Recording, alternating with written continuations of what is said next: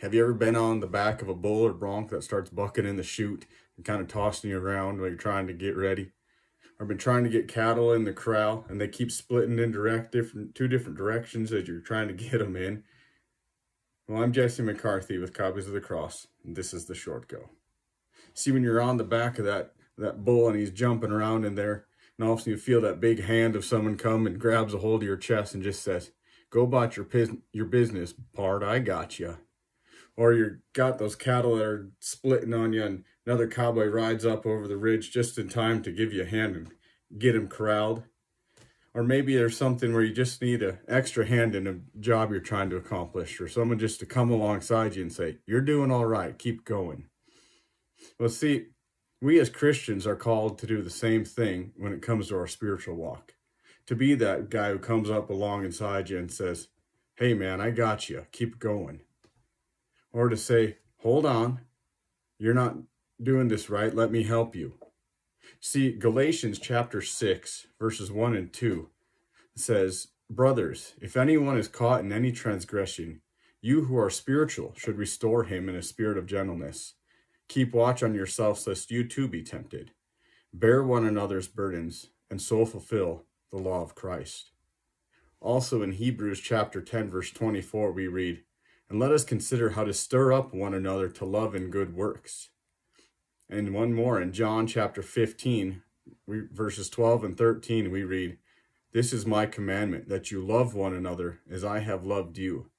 Greater love has no man than this, that someone lay down his life for his friends." See, as Christians, we're called to come alongside each other. When your friend is straying and not walking in Christ, we should try and restore him that spirit of gentleness and say, "Man, I see you living in sin. I know you want to live in a way that's pleasing to God, but you're off track. Let me help you." And to encourage each other and pick each other up when you're going through a tough time and say, "I'm here for you. How can I help you?" To be willing to go out of your way to help somebody who is downtrodden and maybe just going through something really tough in their life, and they just need that person to come alongside them and say, "Hey, I'll go through this with you. I'll give up my time, my resources to be there for you," even if it's just to listen to them. Maybe you would know of some scriptures of encouragement for them. Or maybe you've gone through a similar situation and God has done amazing things in your life, and this is an opportunity for you to share with them the love of God in a similar situation that you went through.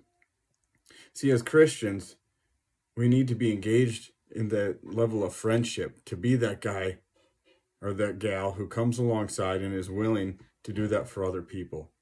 And on the flip side, we need to be conscious of who our friends are, who we're socializing with, who we're fellowshipping with, because if we don't have those other people in our lives that are willing to come alongside us and say, "Hey man, you're straying, let me help you," it'd be really easy for us just to wander off the path and live our own life for ourselves. And sometimes we don't even realize it. So I just encourage you to be that friend to somebody, to be willing to hold them accountable if they are in sin, but to be willing to love them, to be there for people who are going through tough times, but also to make sure that your circle of friends is willing to do that for you and to lovingly and gently speak grace and truth into your life.